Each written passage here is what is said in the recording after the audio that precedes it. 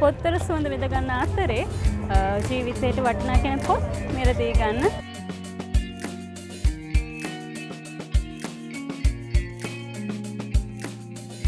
පොත්ගුල් කලින් බැලුවොත් දැනගන්න පුළුවන් කොයි තැනටද අපි යන්න ඕනේ කියලා. කොළඹ ජාත්‍යන්තර පොත් ප්‍රදර්ශනය 2025 අද දවසේ ආරම්භ වුණා. ඉතින් උදැසන 9ට තමයි පොත් ප්‍රදර්ශනය ආරම්භ වුණේ. අපි අතරට ගිහින් බලමු කොයි විදිහටද වැඩ කටයුතු සිද්ධ වෙන්නේ, කොයි විදිහටද අපේ මිනිස්සු මේ පොත් එක ගැඹුරෙන් කියලා. එන මාත් එක්ක.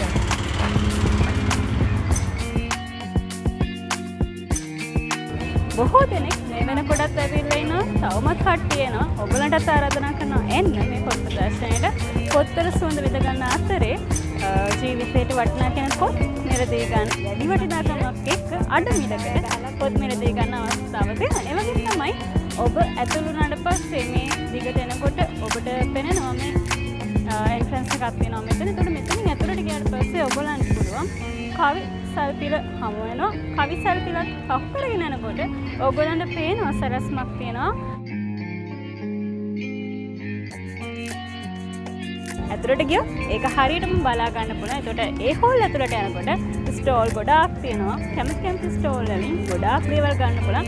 පොත්ගුලේ පුළුවන් විදිහට ඒ ස්ටෝල් ගැන ඔයගලන්ට කියන්න. එකතලා ඉන්න පොත්ගුලිය එක්ක.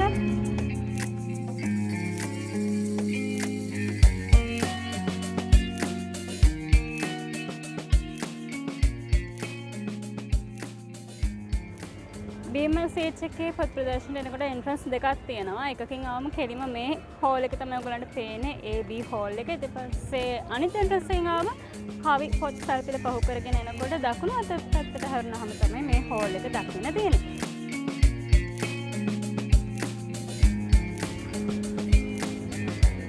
ඉතින් ජාත්‍යන්තර පොත් ප්‍රදර්ශනයට එන ඔයාලට අවස්ථාවක් තියෙනවා හෝල් A හෝල් B දෙකම තියෙන මේ ගොඩනැගිල්ල ඇතුලේ එන්න ඇවිත් බලන්න. පොත් ගන්න තියෙන කියලා.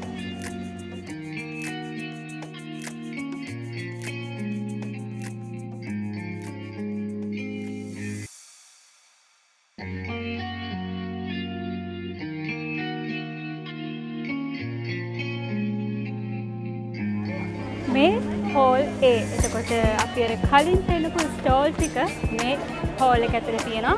ඔයගලන්ට පේනවා සමයවර්ධන ඊළඟට සමුද්‍ර සදීප වගේ පොත් ප්‍රකාශන ආයතනික ස්ටෝල් තියෙනවා. තව ගොඩක් ස්ටෝල් තියෙනවා. ඒ ඔක්කොම හෝල් A ගාව මේ එකේ තියෙනවා. ඉතින් ඒ ලිස්ට් එක බලාගෙන මැතුරට આવොත් ඔයගලන්ට පහසුයි ටැග් ගාලා ඔයගලන්ට වමනා කරන පොත් ටික ගන්න යන්න.